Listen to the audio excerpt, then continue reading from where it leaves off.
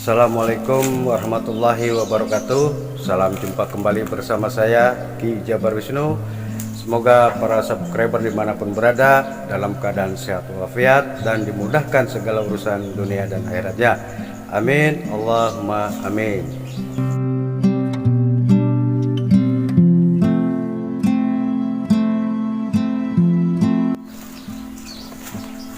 Pada kesempatan ini saya ingin melanjutkan materi tentang bab mengenal 4 nafsu dalam diri. Ini merupakan bagian yang ketiga, yaitu ngebahas tentang si kuning atau terkenalnya disebut Sufia. Bagaimana perangai Sufia, karakternya, kegemarannya apa, perwujudannya apa. Ikuti videonya, jangan di-skip agar tidak gagal paham. Allahumma sholli wa sallim wa barik ala sayyidina Muhammadin nuri zati wasiri sari fi sairil asma'i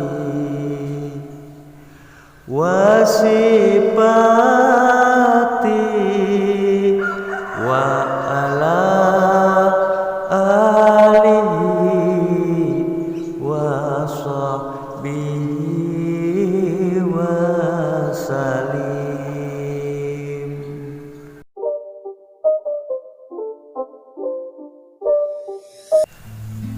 Para penonton yang budiman dimanapun berada, dan semoga selalu dirahmati oleh Allah Subhanahu wa Ta'ala.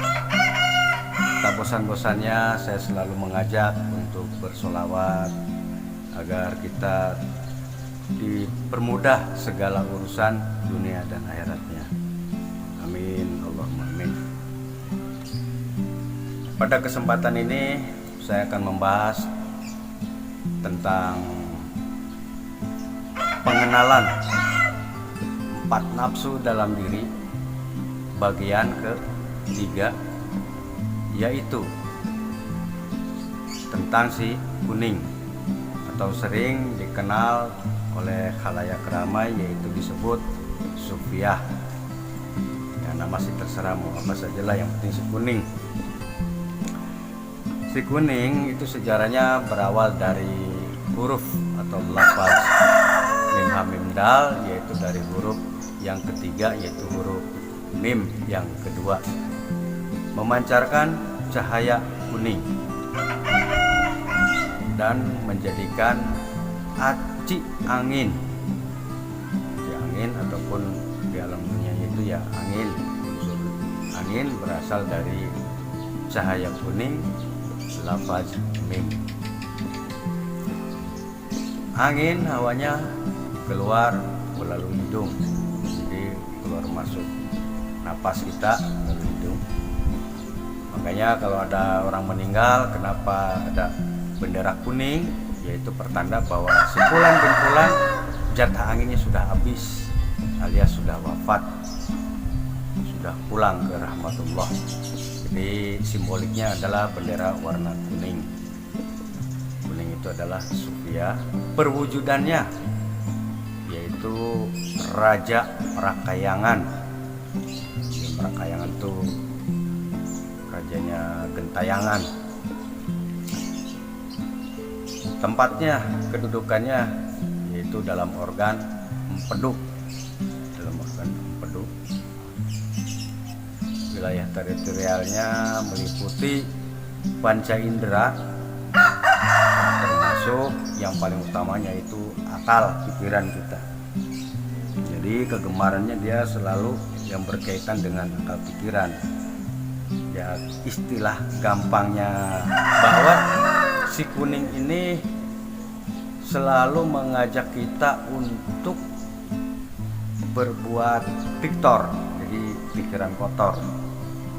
Karakter yang utamanya yaitu satu, serakah. Si kuning ini selalu mengajak kepada manusia untuk berbuat serakah. Yang kedua, ingin memiliki, ingin menguasai barang-barang ataupun hak orang lain. Jadi selalu berbuat curang. Si kuning ini selalu mengajak kita untuk berbuat curang.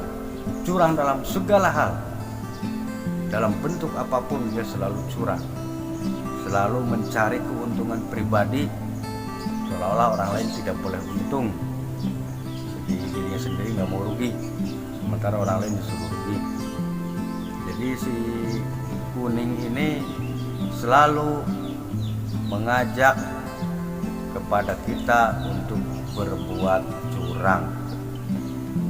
Jadi tidak mau bersikap adil, tidak mau sportif. Dia tidak suka melihat kesuksesan orang lain. Dia tidak suka melihat kerukunan, keharmonisan, kedamaian.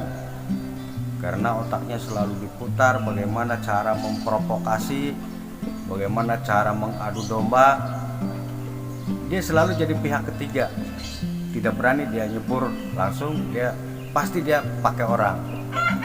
Istilahnya si kuning ini selalu jadi dalang konaran. Menghasut ke sana, menghasut ke sini, diadu supaya orang pada berantem, supaya ribut. Ya itulah Sufiah, karakternya Sufiah, yang hawanya melalui hidung. Provokatif, dia selalu memprovokator, selalu membuat kerusuhan, selalu membuat keonaran dengan berita-beritanya yang hoax.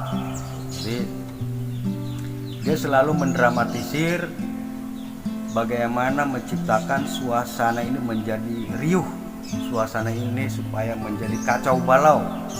Dia tidak suka dengan kedamaian, ketentraman, dia nggak suka. Dia selalu berambisi bagaimana alam dunia ini supaya perang, supaya ribut, tidak ada kedamaian, tidak ada ketentraman. Itu hobinya si Sufiah itu. Tiap hari pagi dia ke barat cari berita tentang apa.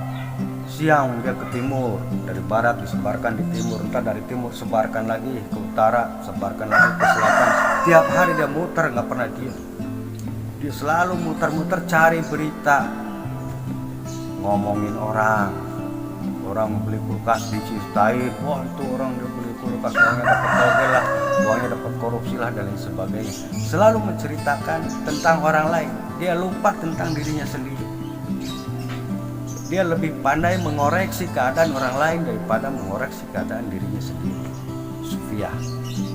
Jadi kita harus selalu istighfar, harus selalu eling, ingat kepada Allah, harus selalu waspada terhadap karakter Sufiah ini. Selalu mempengaruhi saraf-saraf otak, saraf-saraf pikiran kita untuk selalu berbuat jahat. Termasuk orang yang melakukan korupsi, itu berarti terpengaruh oleh nafsu Sufiahnya. Karena dia selalu ngotak-ngatik nih gimana caranya maling supaya nggak ketahuan. Karena Sufiah ini punya karakter, dia selalu ingin mengambil milik orang lain. Ada istri orang cantik, dia pengen istri orang direbut, rumah tangga orang lagi tentrem, dia bikin porak-poranda. Ada orang misalnya kita punya tanah 3x4, tahu-tahu jadi 6x10 gitu kan. Setiap tahun robah lagi pagarnya dan sebagainya. Itulah Sufiah. Selalu hidupnya itu serakah. Pengennya tuh dunia tuh milik gue, pengennya tuh dunia tuh milik saya semua. Orang lain tuh nggak boleh memiliki, orang lain nggak boleh sukses, orang lain nggak boleh untung. Pengennya tuh dirinya sendiri yang untung. Itulah sifat Sufiah, serakah. Orang lain misalnya dagang, dia cemberut, pengennya dia sendiri yang dagang. dia seorang pengobatan, misalnya orang lain buka praktek pengobatan, dia sendiri cemberut. Ada orang lain sukses, dia meriang, pengennya dia yang sukses, tapi nggak bisa apa-apa. Jadi dia paling nggak suka kalau melihat kesuksesan orang lain. Itulah sufia. Seharusnya itu kita bersyukur, alhamdulillah melihat orang lain sukses, dia malah meriang kalau melihat orang lain sukses. Dia nggak suka mendengar kabar baik orang beruntung, dia nggak suka, dia meriang, pengennya dia yang beruntung. Nah, itulah keserakan sufia. Makanya di sini kita mengenal karakter sifat yang ada dalam diri manusia. Itu siapapun ada dalam diri manusia, apapun ada. Jadi kita harus waspada agar supaya kita tahu bahwa ini kita sedang dipengaruhi oleh nafsu apa. Sufia paling suka berbahagia di atas penderitaan orang lain. Sufia selalu mengajak kita ingin untung sendiri, biarkan rugikan orang lain. Waspada terhadap ajakan nafsu sufia. Intinya sufia ini itu selalu mempengaruhi kita untuk akal-akalan, untuk mencari keuntungan pribadi dalam setiap profesi apapun. Kita sebagai manusia berprofesi apapun, itu paling bahaya itu akal kita selalu dipengaruhi oleh sufia ini. Apalagi mohon maaf para pedagang, bagaimana mencurangi timbangan supaya banyak untung, bagaimana ngoplos barang-barang yang sudah expire, yang sudah kadaluarsa tetap kekeh dijual gitu kan, supaya untung besar. Itu salah satu contoh, maaf di sini salah satu contoh ya akal-akalan ini seperti itu. Dalam bidang apapun, profesi apapun, dia selalu mencari akal-akalan, selalu mencari celah, mencari keuntungan yang banyak dari barang yang sudah tidak layak untuk diniagakan, untuk dijual belikan. Itulah pengaruh sufia. Dalam bidang apapun, profesi apapun, dia selalu mengajak manusia untuk berbuat curang, yang paling bahaya dalam otak kita. Makanya sedangkan Rasul sendiri dalam perdagangan, dalam dunia niaga, silakan ambil untung, tapi ambillah sedikit dalam konteks barang yang layak untuk dijual. Nah, kalau sufia ini beda, barang yang sudah tidak layak untuk dijual pun tetap dia jual, dia kemas sebaik mungkin supaya orang tertarik dan lain sebagainya, dengan bahasa provokasi yang bagus, iklan yang bagus, padahal barang nggak layak dijual, tetap dia jual untuk mencari keuntungan pribadi. Itu yang nggak boleh. Jadi ininya selalu dipengaruhi, manusia itu selalu dipengaruhi oleh sufia itu sendiri. Makanya di sini saya memperkenalkan nafsu yang ketiga, si kuning atau sering disebut sufia, agar kita dalam melangkah selalu waspada supaya tidak terjebak dengan ajakan-ajakan sufia tersebut. Ya, kita berusaha sekuat mungkin, semaksimal mungkin dalam pembersihan diri agar kita selamat dunia hingga akhirat. Demikianlah yang dapat saya sampaikan. Mohon maaf atas segala kesalahan dan kekurangan. Saya hanya manusia biasa yang fakir ilmu, makanya saya banyak kekurangannya, banyak kesalahannya. Wabillahi taufiq wal hidayah. Wassalamualaikum warahmatullahi wabarakatuh. Sampai ketemu di bagian yang terakhir atau bagian yang keempat, yaitu si merah, di video berikutnya.